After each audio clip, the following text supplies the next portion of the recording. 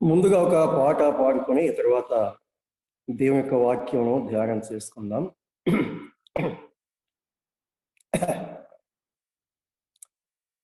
నా తోడుగా ఉన్నవాడవే, నా చేయి పట్టి నడుపువాడవే అనే పాట పాడుకున్నాను.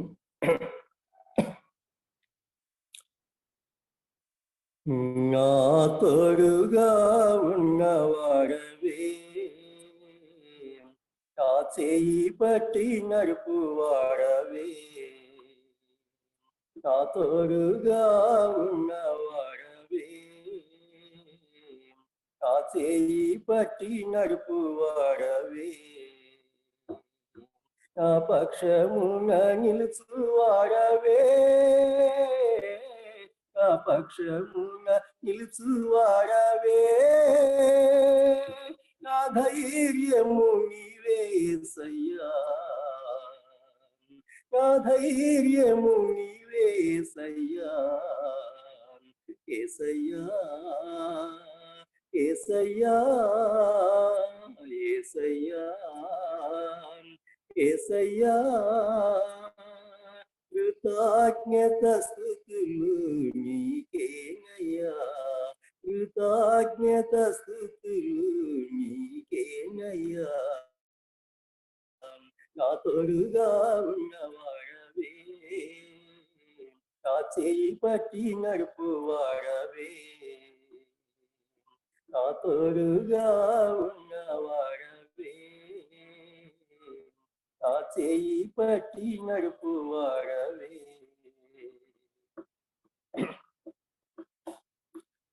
నాను వారు నాకు దూరమైనా, నా తల్లిదండ్రులే నా చేయి విడిచినా, నాను వారు నాకు దూరమైనా, నా తల్లిదండ్రులే నా చేయి విడిచినా, ఏ క్షణమైనా నన్ను మరువకుండా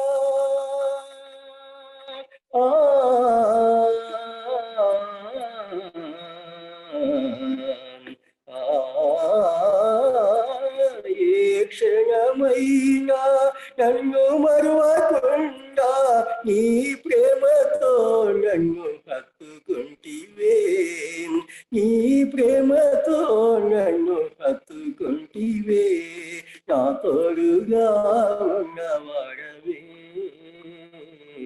నా చేయి పట్టి నడుపువాడవే, నా తోడుగా ఉన్నవాడవే, నా చేయి పట్టి నడుపువాడవే.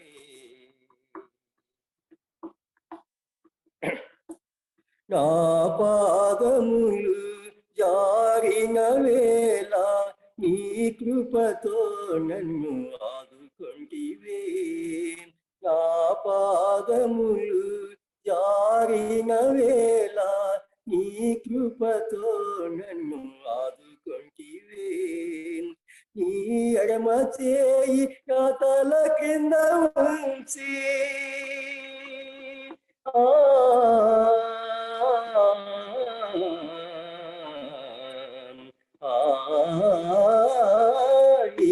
ఎడమ చేయి నా తల కింద ఉంచి ఈ కుడి చేతితో నన్ను హత్తుకొంటివే, నీ కుడి చేతితో నన్ను హత్తుకొంటివే, నా తోడుగా ఉన్నవాడవే,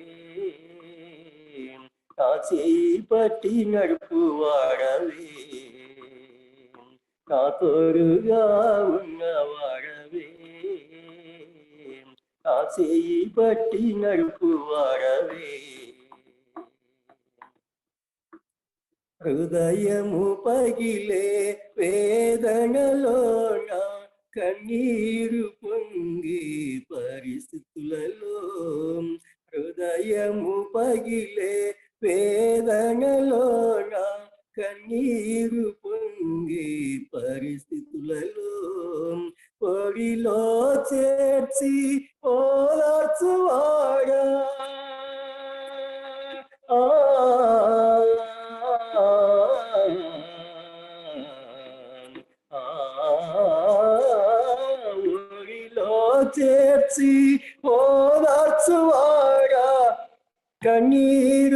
తుడిచిన నా కన్న తండ్రివే, కన్నీరు తుడిచిన నా కన్న తండ్రివే, నా తోడుగా ఉన్నవాడవే, నా చేయి పట్టి నడుపు వాడవే, నా తోడుగా ఉన్నవాడవే, నా చేయి పట్టి నడుపు వాడవే, నా పక్షమున నిలుచువాడవే, నా పక్షమున నిలుచువాడవే, నా ధైర్యము నీవే యేసయ్యా, నా ధైర్యము నీవే యేసయ్యా, యేసయ్యా, యేసయ్యా, యేసయ్యా, యేసయ్యా, కృతజ్ఞత స్తుతులు నీకేనయ్యా, కృతజ్ఞత స్తుతులు నీకేనయ్యా, నా తోడుగా ఉన్నవాడవే, నా చేయి పట్టి నడుపు వాడవే, నా తోడుగా ఉన్నవాడవే, నా చేయి పట్టి నడుపు వాడవే.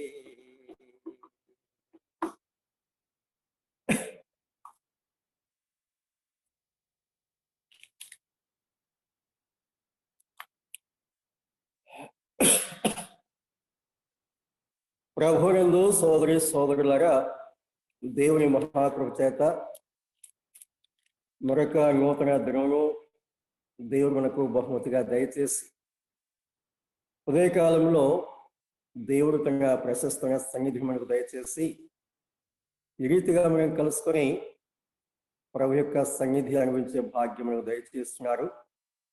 దేవునికే మహిమ ఘనత ప్రభావాలు కలుగాక.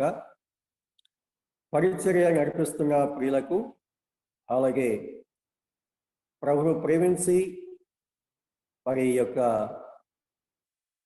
పరిచర్యలో పాల్గొంటున్న ప్రతి వారికి ప్రభువైన యేసుక్రీస్తు వారి పేరిట హృదయపూర్వకంగా వందనములు తెలియజేస్తుంటున్నాను.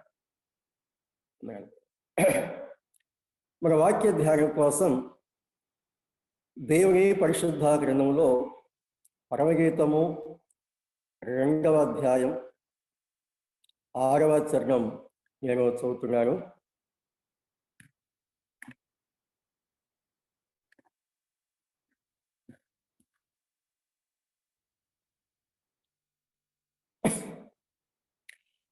పరమగీతము 2వ అధ్యాయము 6వ చరణము చదువుతున్నాను.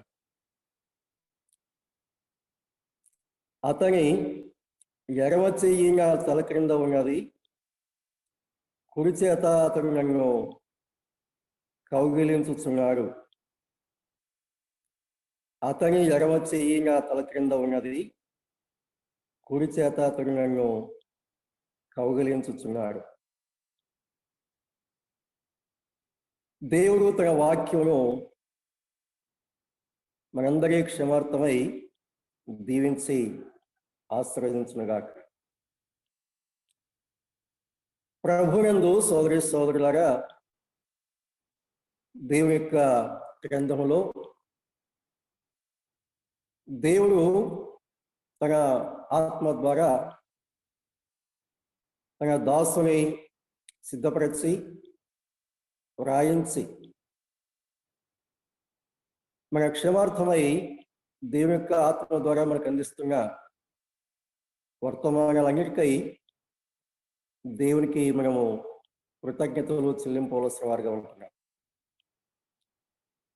ఈ సందర్భము మనం సరిగా అర్థం చేసుకోవాలంటే 3వ చరణం నుండి చదువుకోవాలి. ఒకసారి చదువుతున్నాను. అడవి వృక్షములలో జల్దరు వృక్షం ఎట్లున్నదో, పురుషులలో నా ప్రియుడు అట్లున్నారు.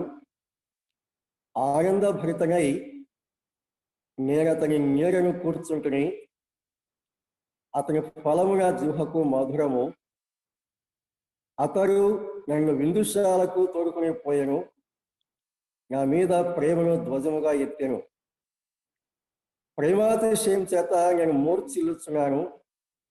ద్రాక్ష పండ్ల ఎడలు పెట్టి నన్ను బలపరచుడి, జల్లరు పండ్లు పెట్టి నన్ను ఆదరించుడి. అతని ఎడమ చెయ్యి నా తల క్రింద ఉన్నది, కుడి చేత అతడు నన్ను కౌగిలించుచున్నాడు.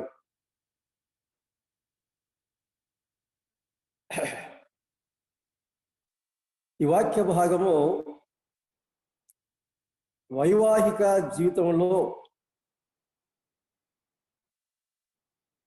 పరస్పరంగా వారు కలిగి ఉన్నటువంటి ఉన్నతమైన ప్రేమ మనకు తెలియపరుస్తుంది. ఈ వాక్యము చాలా ప్రత్యేకమైనటువంటి వాక్య భాగం. క్రీస్తు ప్రేమను, దేవుని యొక్క ప్రేమను తారాస్థాయిలో చూపించడానికి ఉపయోగించినటువంటి పోలికలు ఇక్కడ మనము గమనిస్తున్నాం.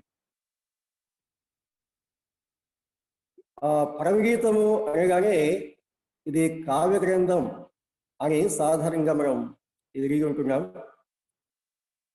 దేవుని యొక్క ప్రేమను మనం గ్రహించడానికి వైవాహిక జీవితంలో ఉన్న ప్రేమను ఇక్కడ అలంకారంగా చూపించినట్లుగా గమనిస్తాం. మనం ముందుగా గమనించినట్లుగా 3వ చరణంలో నుండి గమనించినప్పుడు ఆమె ఏం మాట్లాడుతున్నది? అరవి వృక్షములలో జల్దరు వృక్షం ఎట్లున్నదో పురుషులలో నా ప్రియుడు ఎట్లున్నారు అని ఆమె తన ప్రియుని గురించిన వర్ణన ఒక పోలికలో అక్కడ ఇస్తున్నట్లుగా గమనిస్తాం. ప్రపంచంలో ఉన్న పురుషులందరూ ఆమె దృష్టిలో ఎలా ఉన్నారు? అరవి వృక్షాల్లాగా ఉన్నారు. కానీ తన ప్రియుడు ఎలా ఉన్నాడు గమనిస్తే జల్దరు వృక్షం వలె, అంటే ప్రత్యేకమైన వాడుగా కనిపిస్తున్నాడు. చాలా ఆకర్షణీయమైన వాడుగా, ఆహ్లాదాన్ని కలిగించేవాడుగా, మధురమైన ఫలమును అనుగ్రహించేవాడుగా ఉన్నట్లుగా ఆ ప్రియుడు ఆమె దృష్టిలో ఉన్నట్లుగా మేము గమనిస్తాం. ఆయన అలాంటి వాడు కాబట్టి ఆయనలో ఉన్నటువంటి సద్గుణాలను ఆమె ఆ రీతిగా వ్యక్తం చేస్తూ ఉంటున్నారు. తర్వాత మనం గమనిస్తే 3వ చరణంలోనే ఆనందభరితమై నేను అతని నీడను కూర్చుంటుని. ఆ జల్లరు వృక్షం క్రింద కూర్చున్నప్పుడు ఆ చల్లని నీడ ఆమె అనుభవిస్తుంది. ఆ నీడ అనుభవిస్తున్నప్పుడు ఆ ఎండ తొలగిపోయి, అనగా ఎండ తొలగిపోలేదు కానీ ఆ ఎండ చుట్టుపరుస్తూ ఆమెకు చల్లని నీడనిస్తున్నది, ఆహ్లాదాన్ని ఇస్తున్నది, సేద తీర్చేదిగా ఉన్నది, ఆదరించేదిగా ఉన్నది. అందుచేత ఆమె ఏం చేస్తున్నది గమనిస్తే ఆనందభరితమై అనే మాట అక్కడ తెలియపరుస్తుంటున్నది. ఆ చెట్టు నీడలో కూర్చున్నప్పుడు ఆనందం. అవును, ప్రభువుకు వేరుగా ఉన్నప్పుడు మన జీవితాల్లో ఆనందం లేదు. ఎప్పుడైతే ప్రభు నీడలోనికి మనం వచ్చామో, ప్రభువు చేతి క్రిందికి లేక ఆయన కల్వరి చెంతకు మనం వచ్చామో, ఆ కల్వరి ప్రేమ క్రిందికి మనం వచ్చామో, మనలో ఉన్న అశాంతి, అసమాధానం, కలవరము, నిరాశ, నిరుత్సాహ కోల్పోయి మన జీవితాల్లో ఆనందం, మన హృదయాల్లో ఆనందం, మన హృదయాల్లో నిరీక్షణ దేవుడు దయచేసినట్లుగా మనము గమనిస్తున్నాం. అలాంటి అనుభవాల్లో ఆమె సాగుతున్నది. అతని ఫలము నా జూహకు మధురము. ఆ చెట్టు క్రింద నీడ అనిపిస్తున్నది, సేద తీరుతున్నది, ఆనందిస్తున్నది. ఆ ప్రియుని యొక్క మధుర ఫలమును అనుభవిస్తున్నది అనే సంగతి ఇక్కడ గమనిస్తున్నాం. 4వ చరణంలో మనం గమనించినట్లుగా నా మీద ప్రేమను ధ్వజముగా ఎత్తెను అని చూస్తున్నాం. అందులో కూడా ప్రేమ యొక్క పతాక స్థాయి ధ్వజము అనగా ఆ ఎత్తుగా కనిపించేది, అంటే పైభాగంలో ఏర్పాటు చేసేది, అందరికీ ప్రత్యక్షపరచబడేది. ఆ క్రీస్తు ప్రేమ యొక్క ఔన్నత్యం తెలియచడానికి ధ్వజం అనే మాట ఉపయోగించబడినట్లుగా మనం ఇక్కడ గమనిస్తుంటున్నాం. అలాగూ ఆ ప్రియుని నీడలో కూర్చొని సేద తీరుతూ ఆయన ద్వారా ఫలము అనుభవిస్తూ ఆ విందుశాలకు వెళ్ళినప్పుడు ఆ ప్రేమ ధ్వజం పతాక స్థాయిలో ఆమె ఎడల ప్రభు ప్రత్యక్షపరిచినప్పుడు ఆమె అనుభవం ఎలా మీద గమనిస్తే ప్రేమాతిశయం చేత నేను మూర్ఛిల్లుచున్నాను అని ఆమె తెలియపరుస్తుంటున్నారు. ఎంతో ఉన్నతమైన అనుభవాలు ఈ వాక్య భాగాల్లో మనము గమనిస్తూ ఉంటున్నాం. సామాన్యంగా మనము చదువుకోగలుగుతున్నాం, సామాన్యంగా చెప్పుకోగలుగుతున్నాం, సాధారణంగా వినగలుగుతున్నాం. కానీ అందులో ఉన్నటువంటి ఆత్మీయ భావాలు మనము నెమ్మదిగా దేవుని యొక్క పాద సన్నిధిలో మనం ప్రార్థించి ఆత్మ నేర్పించే రీతిలో ఆ విధానంలో మనం గ్రహించగలిగినప్పుడు మనము ప్రభు యొక్క ప్రేమను అదే విధంగా రుచించగలము, అనుభవించగలము, ఆస్వాదించగలం, ఆనందించగలం అనే విషయాలు మనము ఎంతైనా గమనించవలసిన వారిగా ఉంటున్నాం. మనము గమనించినట్లుగా 6వ చరణంలో ఆమె ఏం చెప్తుంది? పై అనుభవాలన్నిటిలో నుండి ఆమె సాగిపోతూ ఉన్నప్పుడు మరొక శ్రేష్టమైన అనుభవం ఇక్కడ తెలియపరుస్తున్నది. ఏమిటంటే, అతని ఎడమ చెయ్యి నా తల క్రింద ఉన్నది, కుడి చేత అతడు నన్ను కౌగలించుతున్నాడు అని చెప్తున్నాడు. సర్వసాధారణంగా ఈ వచనంలో వ్యాఖ్యానం చేసేవారు చెప్పే ప్రాథమిక విషయం ఏంటంటే, ఆ తల్లి బిడ్డల యొక్క ప్రేమను గురించి తెలియచోట సామాన్యంగా మనం గమనిస్తుంటాం.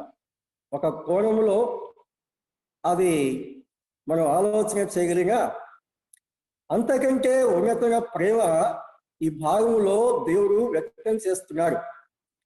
ముందుగా తల్లి పిల్లల ప్రేమ మనం గమనిస్తాం.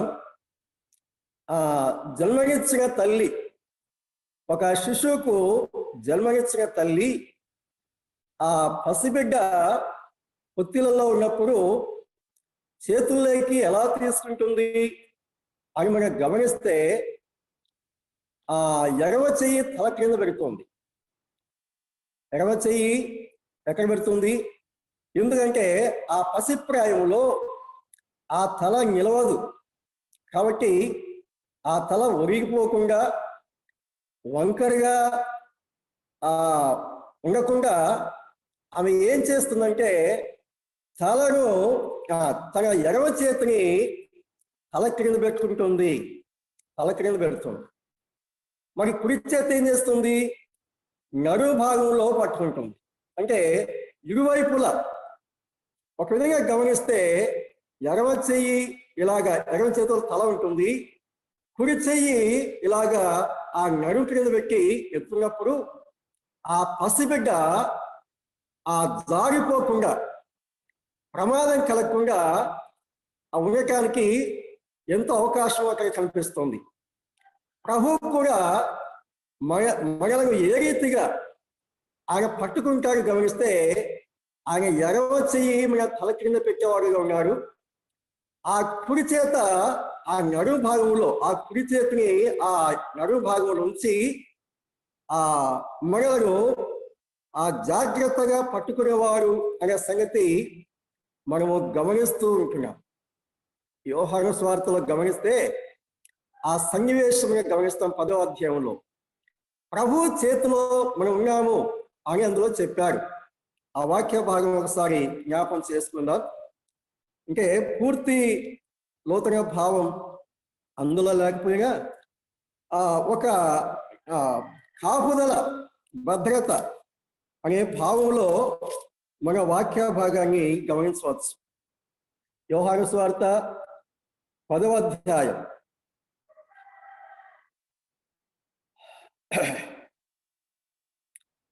29 నుండి గమనిస్తాము. 29 అందులో గమనిస్తే, 28-29. నేను వాటికి నిత్య జీవమిచ్చుచున్నాను గనుక అవి ఎన్నటికీ నశింపవు, ఎవరును వాటిని నా చేతిలో నుండి అపహరింపరు. వాటిని నాకిచ్చిన నా తండ్రి అందరికంటే గొప్పవాడు కనుక నా తండ్రి చేతుల నుండి ఎవరును వాటిని అపహరింపలేరు అని చెప్పారు. 2 చేతులు ఇక్కడ కల్పిస్తున్నాయి.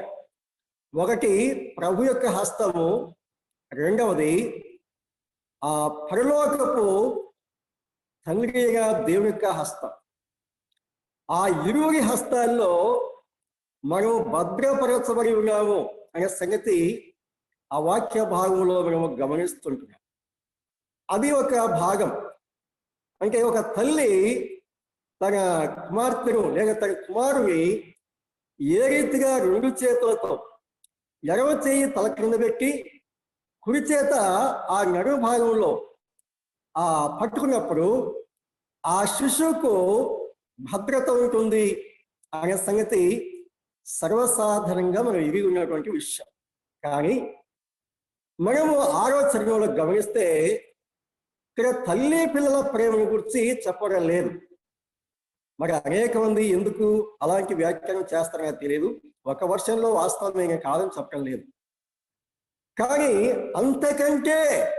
అంతకంటే ఒక ఉన్నతమైనటువంటి ప్రేమను, దైవిక ప్రేమను వ్యక్తం ప్రత్యక్షపరచడానికి, మనకు వివరించడానికి ఆ పోలికను అక్కడ దేవుడు తెలియజేసినట్లుగా గమనిస్తుంటున్నాం. వైవాహిక జీవితంలో ఆ తారాస్థాయిలో అనుభవించే ఆ ప్రేమను ఇక్కడ వ్యక్తం చేశారు. ఇది ఎంతైనా వాస్తవం. కొంతమంది ఆ లోతైనటువంటి అనుభవాన్ని చెప్పటానికి సందేహిస్తారు, ఎందుకో నాకు తెలియదు.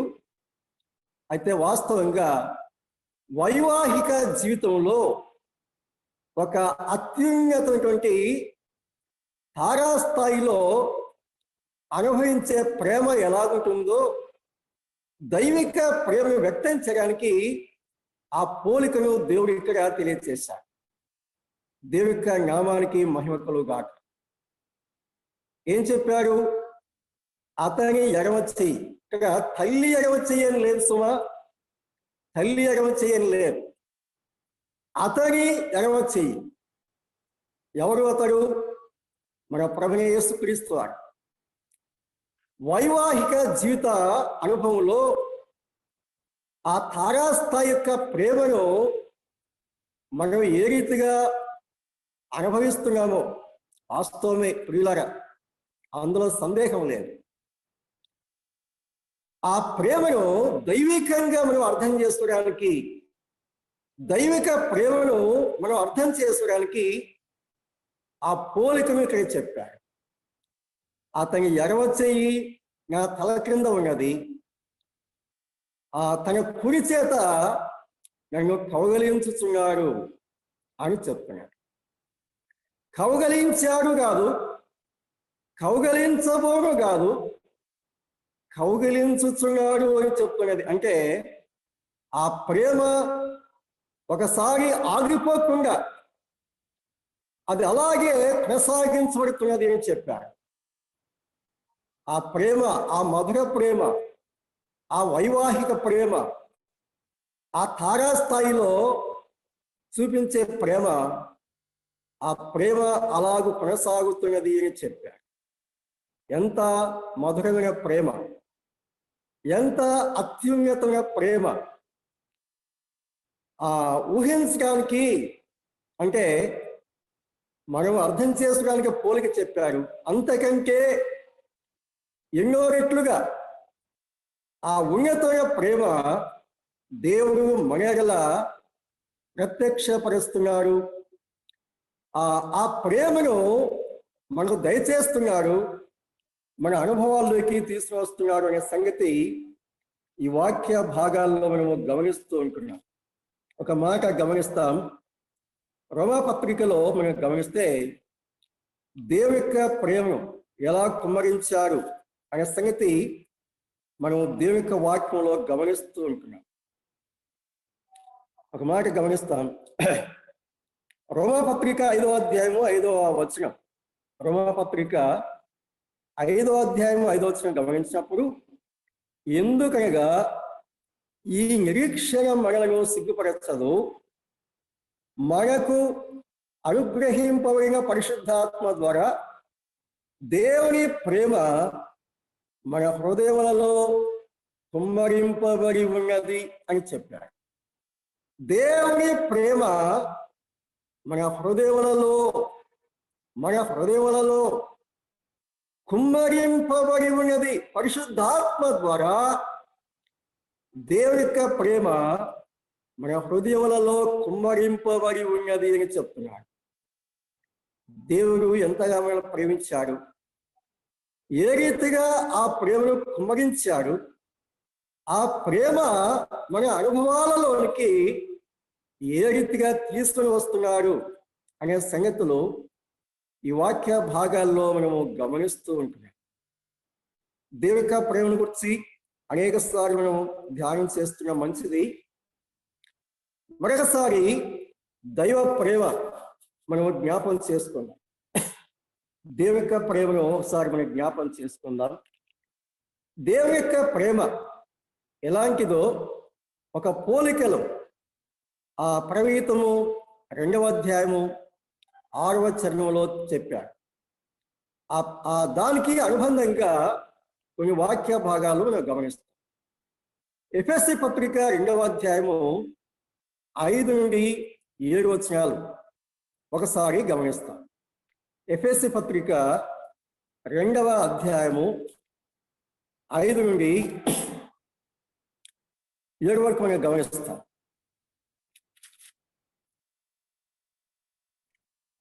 నాలుగు కూడా చదువుకోవాలి. అయినను దేవుడు కరుణా సంపన్నుడై ఉండి మనము మన అపరాధముల చేత చచ్చిన వారమై ఉండినప్పుడు సైతము మన ఎడల చూపిన తన మహాప్రేమ చేత మనలను క్రీస్తుతో కూడా బ్రతికించెను అని చెప్తూ 7వ వచనంలో ఏం చెప్పాడంటే, క్రీస్తు యేసునందు మనలను ఆయనతో కూడా లేపి పరలోకమందు ఆయనతో కూడా కూర్చుండబెట్టెను అని ఇక్కడ గమనిస్తున్నాడు. ఏం చేశారు? మహాప్రేమ చేత క్రీస్తుతో కూడా మనలను బ్రతికించారు. యేసుక్రీస్తు వారు ఎప్పుడు మనలను బ్రతికించారు? మనకొకసారి ఆలోచన చేస్తే సర్వసాధారణంగా మన ఆలోచన పరిధి ఎంతవరకు ఉంటుందంటే, మనము స్వార్థ విన్నప్పుడు, మనము ప్రభు యేసుక్రీస్తు విశ్వాసం వచ్చినప్పుడు దేవుడు మనలను బ్రతికించారు అనే భావం సర్వసాధారణంగా మనం కలిగి ఉంటాం.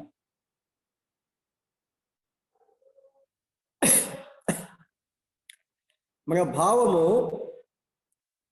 వాక్యానికి సరిపోదు. వాక్యంలో ఉన్న సత్యానికి మన భావానికి చాలా వ్యత్యాసం ఉన్నది, చాలా దూరంగా ఉన్నది మన భావం. దేవుని వాక్యం ఏం చెప్తుందంటే, యేసుక్రీస్తు ప్రభు మృతులలో నుండి ఎప్పుడైతే లేచారో లేక లేపబడినారో ఆ రోజే మనలను క్రీస్తుతో కూడా లేపారు అని దేవుని వాక్యం చెప్తుంది. నేను సొంతంగా చెప్పే మాట కాదు సుమా. ఏం చెప్పాడు? అందులో తేటగా ఉన్నది కదా, తన మహాప్రేమ చేత మనలను క్రీస్తుతో కూడా బ్రతికించారు అని దేవుని వాక్యం చెప్తుంది. మనం స్వార్థ ఉన్నప్పుడు కాదు, మనం ప్రభు నమ్మినప్పుడు కాదు, యేసుక్రీస్తు ప్రభు వారు ఎప్పుడైతే ఆ సమాధి నుండి మరణంలో జయించి తిరిగి లేచారో ఆ రోజే మనల్ని లేపాడు, మనల్ని బ్రతికించారు అని వాక్యం చెప్తుంది. అంత మాత్రమే కాదు, బ్రతికించిన వారు, లేపిన వారు ఏం చేశారు గమనిస్తే, క్రీస్తు యేసునందు మనలను ఆయనతో కూడా లేపి పరలోకమందు ఆయనతో కూడా కూర్చుండబెట్టారు అని చెప్పారు. ఎప్పుడు జరిగిపోయింది? సామాన్యంగా మన భావాలకు, దేవుని వాక్యంలో దేవుడు చెప్పే సత్యాలకు ఎంత వ్యత్యాసం ఏదో మేము ఆలోచించారు. ఎప్పుడు బ్రతికించారు, ఎప్పుడు లేపాడు, ఎప్పుడు కూర్చోబెట్టారు అంటే, యేసుక్రీస్తు ప్రభు ఎప్పుడైతే లేచారో ఆ రోజే మనల్ని లేపారు. ఆ రోజు యేసుక్రీస్తు ఎప్పుడైతే బ్రతికారో ఆ రోజు బ్రతికించారు. యేసుక్రీస్తును ఏ రోజు లేపారో ఆ రోజే లేపారు. యేసుక్రీస్తు ఏ రోజు పరలోకానికి వెళ్ళి తండ్రి కృపార్శంగా ఆశ్రయ్యారో ఆ రోజే మనలను ఆయనతో కూడా కూర్చుండబెట్టారు అని దేవుని యొక్క వాక్యంలో నుండి మనము గమనిస్తూ ఉంటున్నాం. అనుబంధంగా ఒక మాట గమనిస్తాం చూడండి. దేవుడు ఎప్పుడు ఇలా రక్షించారు, మన భావాలకు దేవుని యొక్క వాక్య సత్యాలకు ఎంత వ్యత్యాసం ఎదిగే సంగతి మనము గ్రహించవలసిన వారుగా ఉంటున్నాం. తెస్సలోనికీయులకు రాసిన 2వ పత్రిక 2వ అధ్యాయం 13లో ఒక మాట గమనిస్తాం. తెస్సలోనిక 2వ పత్రిక 2వ అధ్యాయము 13వ వచనం. ప్రభువు వలన ప్రేమింపబడిన సహోదరులారా, ఆత్మ మిమ్మును పరిశుద్ధపరచుట వలనను మీరు సత్యమును నమ్ముట వలనను రక్షణ పొందుటకు దేవుడు ఆది నుండి మిమ్మును ఏర్పరచుకొనెను అని చెప్పారు. ఎప్పుడు ఏర్పాటు చేస్తున్నారు? ఆది కాలంలోనే దేవుడు మనలను ఏర్పాటు చేస్తున్నాడు అని దగ్గర వాక్యం చెప్పారు. రోమాపత్రిక 8లో కూడా చెప్పాడు. రోమాపత్రిక 8వ అధ్యాయంలో కూడా ఎవరిని ముందుగా ఎరిగేనో వారిని నిర్ణయించాను అని చెప్పాడు. ఆ మాట కూడా ఒకసారి చదువుకుందాం. రోమాపత్రిక 8వ అధ్యాయం. అనాది కాలంలోనే మనల్ని దేవుడు ఏర్పాటు చేసుకున్నాడు అని గమనిస్తున్నాం. రోమాపత్రిక 8వ అధ్యాయం 29 గమనిస్తే, ఎందుకనగా తన కుమారుడు అనేక సహోదరులలో జ్యేష్ఠుడు అన్నట్లు దేవుడు ఎవరిని ముందు ఎరిగినో వారు తన కుమారునితో సారూప్యము కలవారుటకు వారిని ముందుగా నిర్ణయించరు అని చెప్పాడు. దేవుని యొక్క భవిష్యత్ జ్ఞానాన్ని బట్టి ఆనాడే మనలను ఏర్పాటు చేసుకున్నాడు. ఆది కాలంలోనే ఆయన మనల్ని ఏర్పాటు చేసుకున్నాడు. ఇక్కడ ఏం చెప్పారు? నిర్ణయించాడు అని చెప్పాడు. ఎవరిని ముందుగా నిర్ణయించారో వారిని పిలిచారు అన్నాడు. ఎవరిని పిలిచారో వారిని నీతివంతులుగా తీర్చను, ఎవరిని నీతివంతులుగా తీర్చను వారిని మహిమపరచను. దేవుని అనాది సంకల్పంలో ఆనాడే మనలను నిర్ణయించారు, ఆనాడే పిలిచారు, ఆనాడే నీతివంతులుగా తీర్చారు, ఆనాడే మనలను క్రీస్తునందు మహిమపరచారు. దేవుని యొక్క అనాది సంకల్పాన్ని బట్టి ఆనాడే మనల్ని బ్రతికించారు, ఆనాడే మనల్ని లేపారు, ఆనాడే మనలను ఆ పరలోకంలో కూర్చుని పెట్టారు అనే సంగతి దేవుని యొక్క వాక్యంలో గమనిస్తుంది. ఎంత ఉన్నతమైన ప్రేమ! దేవుని భవిష్యత్ జ్ఞానంలో మనం ఆలోచన చేసినప్పుడు మన ఎడల ఆయన ప్రేమను ఎంతగా కుమ్మరించారు అనే సంగతి ఈ వాక్య భాగంలో మనము గమనిస్తున్నాం. అనాది కాలంలోనే మనం ఏర్పాటు చేయటం, అనాది కాలం ఉంది మనల్ని బ్రతికించుట, అనాది కాలంలోనే మనల్ని ఆయనతో కూడా కూర్చుని పెట్టుట, దేవుని యొక్క భవిష్యత్ జ్ఞానంలో ఆయన కలిగిన సంకల్పం, ఆయన జరిగించిన కార్యాలు అవి మన ఊహలకు ఆలోచనలకు అందరివిగా దీని వాక్యంలో మనం గమనిస్తాం. దేవుని యొక్క అత్యున్నతమైన ప్రేమ, దేవుని యొక్క ఆ భవిష్యత్ ప్రేమ ఎలాంటిదో మనం గమనిస్తున్నాం. అట్టి ప్రేమను పరిశుద్ధాత్మ ద్వారా మన హృదయములలో కుమరించారని, ఆయన తన ప్రేమను నిత్యము మరేలా ప్రత్యక్షపరుస్తున్నారు అని దేవుని యొక్క వాక్యం తెలియపరుస్తుంటున్నారు.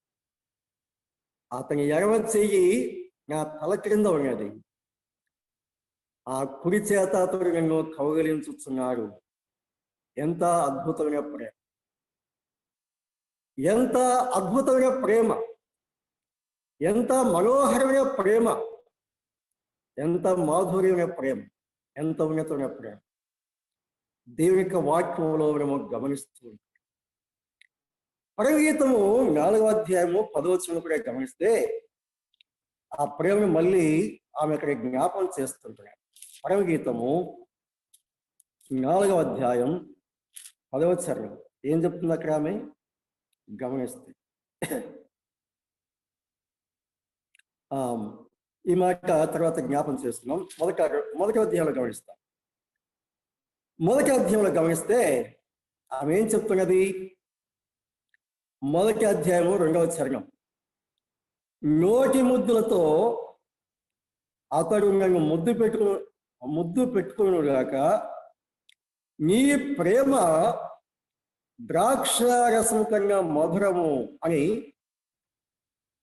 ప్రభు యొక్క ప్రేమను గురించి సంఘం ఇక్కడ సాక్ష్యం ఇస్తున్నాడు. నీ ప్రేమ ద్రాక్షారసం కన్నా మధురము, నీ ప్రేమ ద్రాక్షారసం కన్నా మధురం. దయామయమా యేసయ్య పాటలో సాధు సూర్యరావు గారు రాసిన పాట మనం పాడుకుంటుంటాం కదా. ద్రాక్ష రసం కన్నా నీదు ప్రేమ ఎంతో మధురం అన్నాడు. ద్రాక్ష రసం కన్నా నీ ప్రేమ ఎంతో మధురము, జుంటి తెరి ధార కన్నా నీదు వాక్కు మధురము, మాతృ ప్రేమ కన్నా నీదు ప్రేమ మధురము అని చెప్పాడు. ద్రాక్షరసం కంటే మధురమైన ప్రేమ, జుంటి తెరి ధారల కంటే మధురమైన ప్రేమ, తల్లి ప్రేమ కంటే ఎంతో మిన్నయైన ప్రేమ క్రీస్తు యేసు ప్రభు యొక్క ప్రేమ. ప్రభునందు ప్రియులారా, ఆ ప్రేమను తలస్తుండగా ఆమె ఏ అనుభవంలోకి వెళ్ళిపోయింది మనం గమనించినప్పుడు, ప్రేమాతిశయం చేత నేను మూర్ఛిల్లుచున్నాను అని చెప్తున్నదే. ఒక్క నిమిషం నిలిచి ఆలోచన చేద్దాం. ప్రభు యొక్క ప్రేమను స్మరిస్తుండగా, ప్రభు యొక్క ప్రేమను ఆస్వాదిస్తుండగా, ప్రభు యొక్క ప్రేమను అనుభవిస్తుండగా ఎప్పుడైనా ఇలాంటి అనుభవంలోనికి మనం వెళ్ళగలిగామా అనేది ఒక ప్రాముఖ్యమైన ప్రశ్న. వాస్తవంగా ఈ లోకం యొక్క ఆలోచన అన్నిటినీ మరచిపోయి తదేకంగా ప్రభులో తన్మయమైపోయి ఆయన సన్నిధిని, ఆయన ప్రేమను అనుభవిస్తున్నప్పుడు మనం కూడా ఆ ప్రేమలో మూర్ఛిల్లిన అనుభవాన్ని పొందగలం. వీళ్ళారా, దయచేసి వేరుగా అన్యదా భావించవద్దు. ఇలాంటి అనుభవాలు ప్రభువులో మేము కలిగి ఉన్నామా? ఆ ప్రభు యొక్క ప్రేమను తలపోసుకుంటున్నప్పుడు, ధ్యానిస్తున్నప్పుడు, స్మరిస్తున్నప్పుడు, ఆ ప్రేమను ఆస్వాదించి అనుభవిస్తున్నప్పుడు తన్మయంతో మూర్ఛిల్లిన అనుభవం అంటే ఇహలోకాన్ని పూర్తిగా మరచిపోయి ప్రభువులో సమైక్యమైనటువంటి అనుభవము, ఆ మాధుర్యం ప్రేమను అనుభవించిన అనుభవాలు మన జీవితాల్లో మనం కలిగి ఉంటున్నామా అనే విషయాన్ని కొంతవరకైనా మనం ప్రశ్నించుకోవాలి. మరి ఎందుకు అలా ఆ ప్రేమను ఒకవేళ అనుభవించని వారు ఉంటే ఎందుకు ఆ తారాస్థాయిక ప్రేమను మనం ఎందుకు ఆస్వాదించలేకపోతున్నాం, ఎందుకు అనుభవించలేకపోతున్నాం? కారణాలు ఏంటి అనే విషయాన్ని విశ్లేషించుకొని ఏవైతే ఆ మధుర ప్రేమను అనుభవించడానికి ఆటంకాలుగా ఉన్నాయో వాటిని తొలగించుకొని ఆ ప్రేమను స్మరిస్తూ ఆ ప్రేమను ధ్యానిస్తూ అందులో తన్మయం చెందుతూ అందులో ఆనందిస్తూ సాగిపోవలసిన అవసరత మన జీవితాల్లో ఎంతైనా ఉందని దేవుని యొక్క వాక్యం తెలియపరుస్తుంది. ప్రభు ఎడల చల్లారిన ప్రేమ, చల్లారిన మన హృదయాలను ఆయన తట్టాలని ఆశిస్తున్నాడు. చల్లారిపోయిన మన హృదయాలకు అంటే మన హృదయాలలో ప్రభు ఎడల చల్లారిన ప్రేమను తిరిగి ఆయన రేకెత్తించాలని, మళ్ళీ వేడి చేయాలని, మళ్ళీ చురింప చేయాలని, మళ్ళీ పుష్పింప చేయాలని, మళ్ళీ ఫలింప చేయాలని, ఆ ప్రేమ మాధుర్యాన్ని అనుభవించాలని ఆయన ఈ విషయాల్లో తన వాక్యం ద్వారా తెలియపరుస్తుంది. ఎందుకు చల్లారిపోయాం? కారణాలు ఏంటి? ప్రారంభంలో మనం అనుభవించిన ప్రేమ వాక్యం చెప్తుంది కదా. ఇర్మియా గ్రంథంలో దేవుడు అంటాడు, ఇర్మియా గ్రంథం 2వ అధ్యాయం 2వ వచనంలో ఇశ్రాయేలు ప్రజలను ఉద్దేశించి ఆయన ఏం చెప్పాడు మనం గమనిస్తే ఒకసారి మనం చదువుకుందాం. ఇర్మియా గ్రంథము 2వ అధ్యాయం 2వ వచనం. నీ వైవాహిక ప్రేమను నేను జ్ఞాపకం చేసుకుంటున్నాను అని చెప్పాడు. అది కూడా ఏ కాలం చెప్పాడు, ఏ వయసు చెప్పాడు? ఇర్మియా గ్రంథము 2వ అధ్యాయము 2వ వచనం. యెహోవా సెలవిచ్చినదేమనగా, నీవు అరణ్యములోను విత్తనములు వేదైన దేశంలోను నన్ను వెంబడించు, నీ యవన కాలములో నీవు చూపిన అనురాగమును నీ వైవాహిక ప్రేమను నేను జ్ఞాపకము చేసుకున్నాను అని దేవుడు ఇక్కడ తెలియపరుస్తాడు. దేవుడు ఇక్కడ సంతోషంతో ఈ మాటలు చెప్పడం లేదు. అయితే ఒక కాలంలో ఆ ప్రేమను నీవు నాగల వ్యక్తం చేశావు, ఆ ప్రేమను నీ ద్వారా నేను పొందాను అని ఆయన ఇక్కడ జ్ఞాపం చేస్తున్నాడు. ఏమన్నాడు? నీ యవన కాలంలో నీవు చూపిన అనురాగమును నీ వైవాహిక ప్రేమను నేను జ్ఞాపకము చేసుకుంటున్నాను. జ్ఞాపకం చేసుకోవడం అనేది ఎప్పుడు జరుగుతుంది? ఒకప్పుడు ఉన్నది, ఆ తర్వాత లేదు. అందుచేతనే మరలా జ్ఞాపకం చేసుకోవడం అనేది జరుగుతుంది. ఆ ప్రేమ కొనసాగుతున్నట్లయితే అది అనుభవంలో ఉంటుంది, కానీ మరలా ప్రత్యేకంగా జ్ఞాపకం చేసుకోవాల్సిన అవసరం లేదు. ఇశ్రాయేలీయులు ఆ ప్రారంభంలో అబ్రహాము, ఇస్సాకు, యాకోబులు ఎలా ప్రేమించారో ఆ సంగతి దేవుడు ఇక్కడ జ్ఞాపం చేస్తున్నాడు.